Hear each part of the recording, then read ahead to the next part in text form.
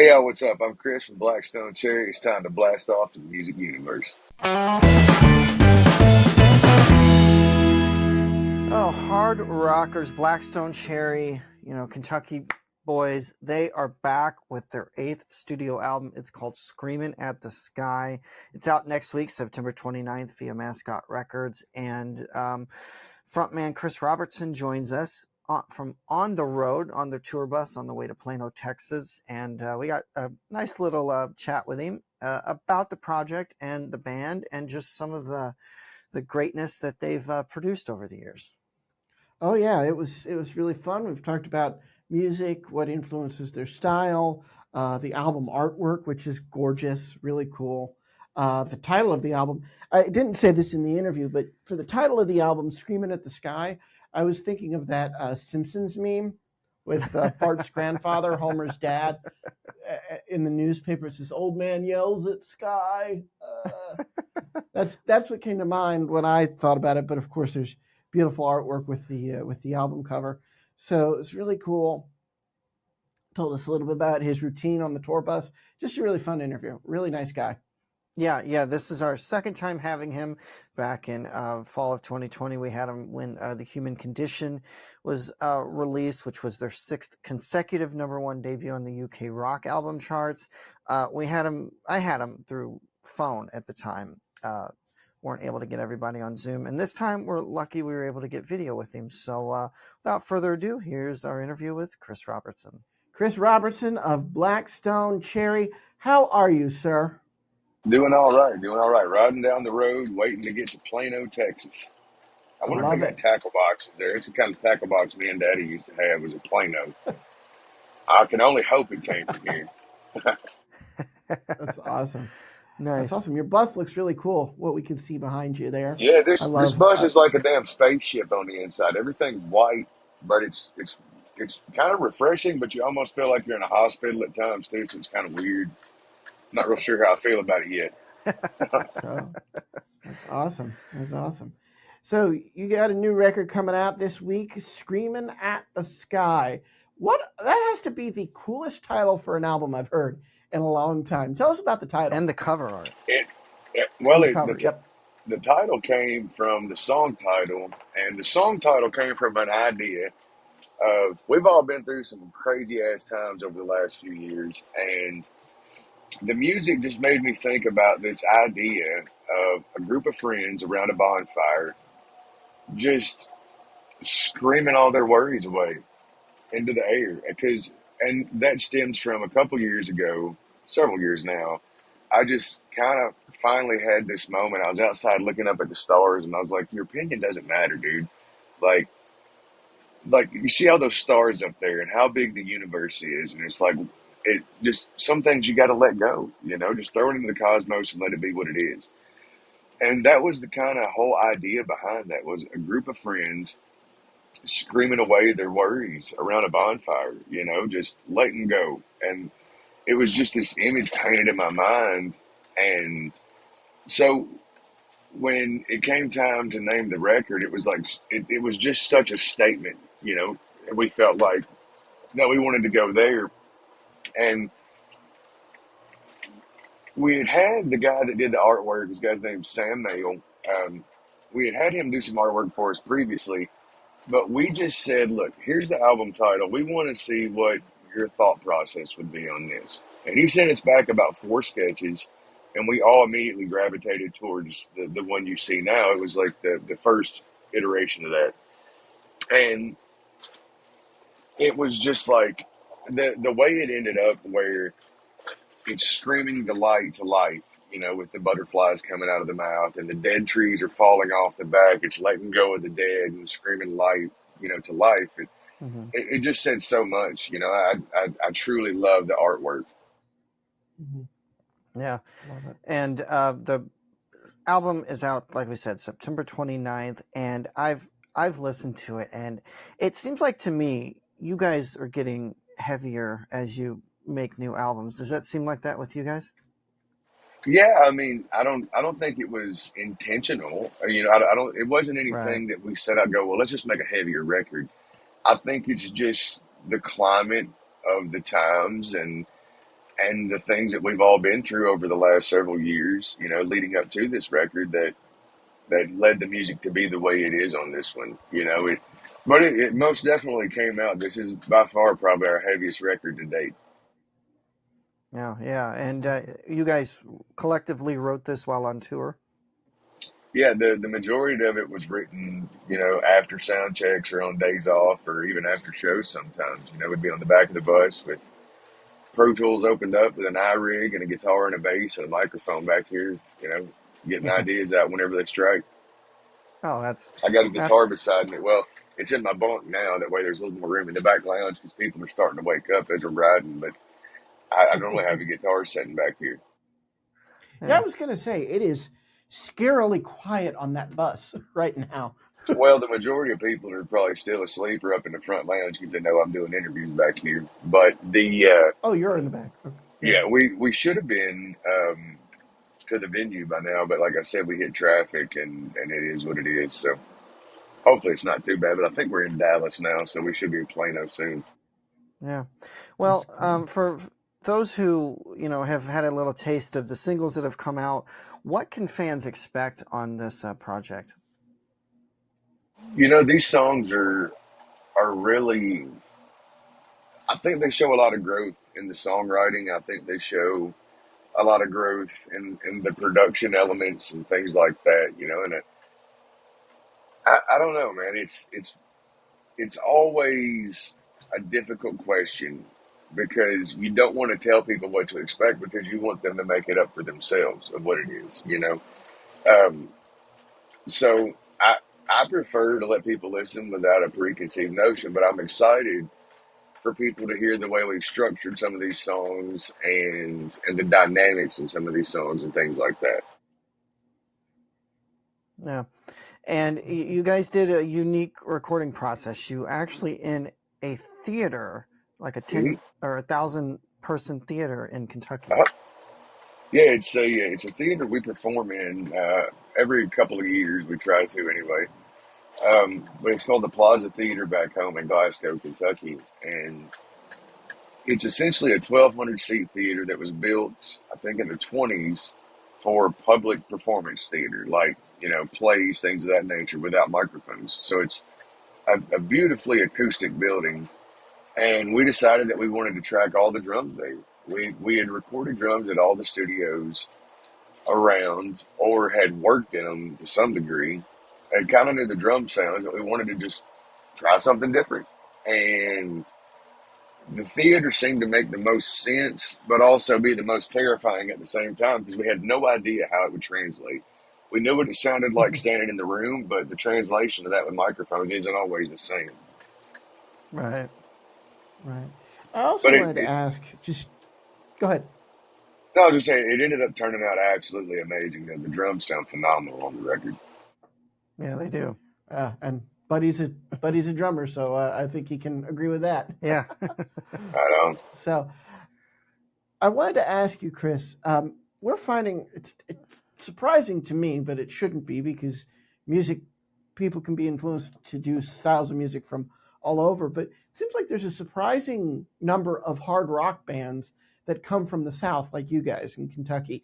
How has being from that region influenced your sound as a band? I don't know. I mean, because I've only ever lived there. Like Mhm. if I had lived there and then moved to Nashville or moved to Cincinnati for a while or Chicago or New York, I think I could answer that question to a better degree. Um, Now, the short form of that is you can't wash how we talk off of us. So the way we Right. grew up, the way we talk, the things that we do for fun, things of that nature, and the things we experience are the things that we talk about in songs. I think are the biggest element of where we're from is just the way we sound when we talk. I mean, Mhm. there's a deep musical history with John Fred's Dad and the Headhunters and all the great bluegrass things like that from the area. But at the same time, it's like we're not a country or bluegrass band, so I don't. Obviously that stuff has an influence because it's great songwriting in general, but I'm not sure, you know. Yeah. Yeah. No, it's wonderful.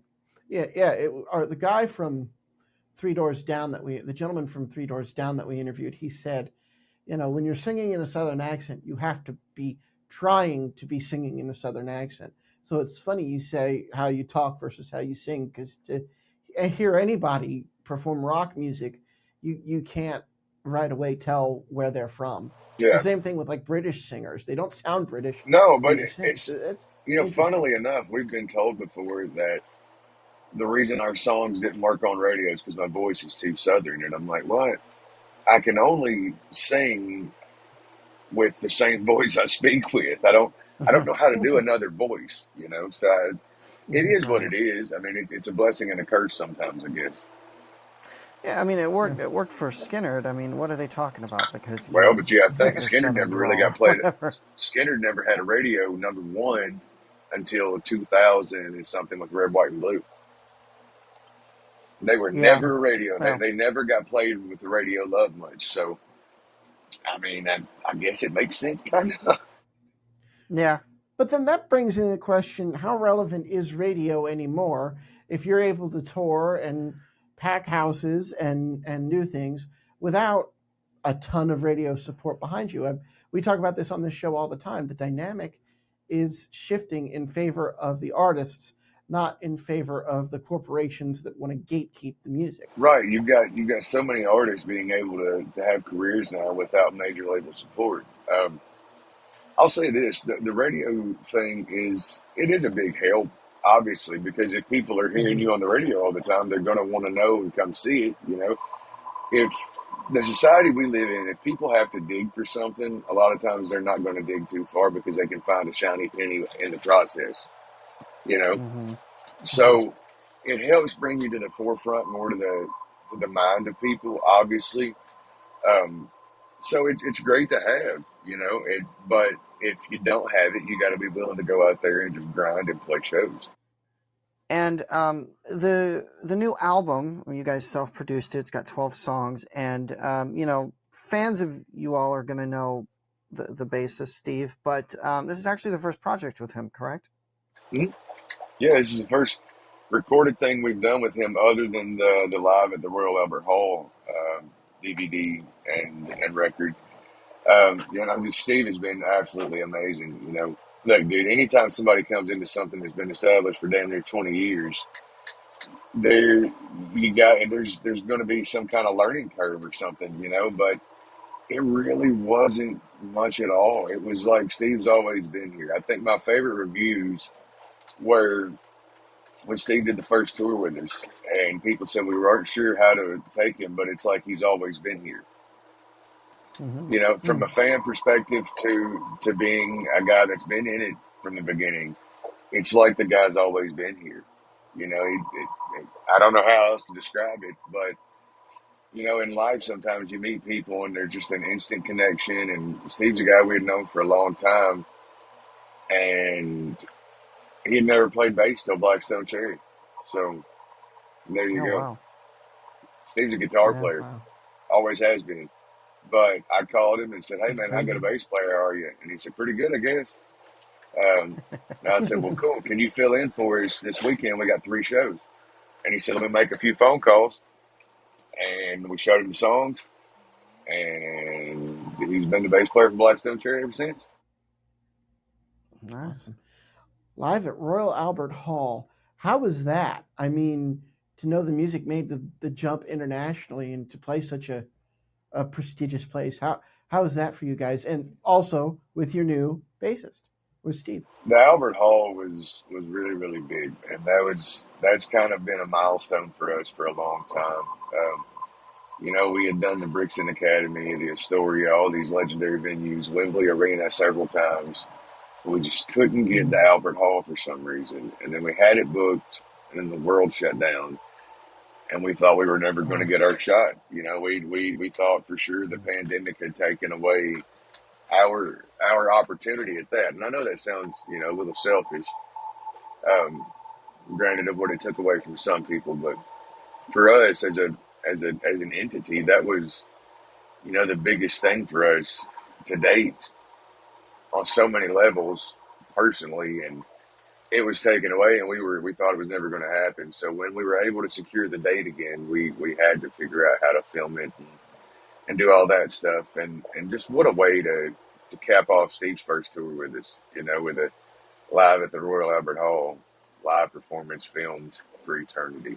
It's amazing, man. To be able to have a band That's that's awesome. we've been successful enough to go over and play that room and have it full of people singing our songs back to us, you can't really ask for a lot more than that. Yeah. That's awesome. Yeah.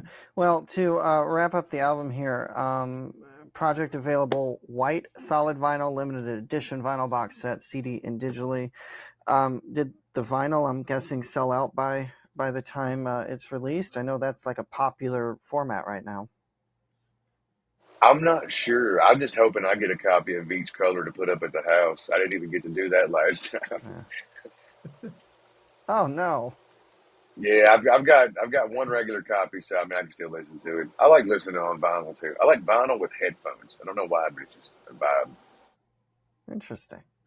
Yeah, Mhm. I'm a CD guy myself, but I do have a few vinyl. But the set, I mean, it also includes the album on marble vinyl and a Mhm. picture disc, and then a black and white album sleeve coloring pencils. So I guess people can get creative. It's And you guys awesome. sign some autograph cards. Yeah, dude, I just got done signing those at the house 2 days ago, so I got to get them back. I got it first thing Monday morning when I wake up. Go to the up to the drugstore, the UPS drop off, because I don't even have a damn printer at home, so they can print off the ticket and let them get picked up to get sent back, so you guys can get them. Totally old That's school, and I awesome. love it. Yeah, man. That's awesome. Well, Chris Robertson, we will let you get back to trucking on down the road Right on, there yeah. to Plano, Texas. Thank you so much for spending some time with us. This was a Man, thank you pleasure. guys. Really Absolutely. appreciate it. Have a great one.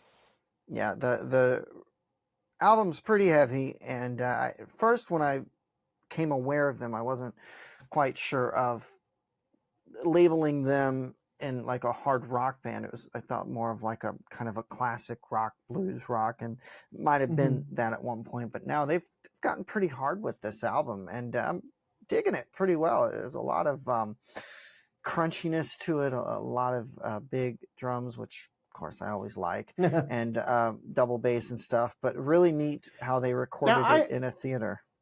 I haven't listened to it yet, but because of that aspect of them recording it in the theater, does it sound like a live album?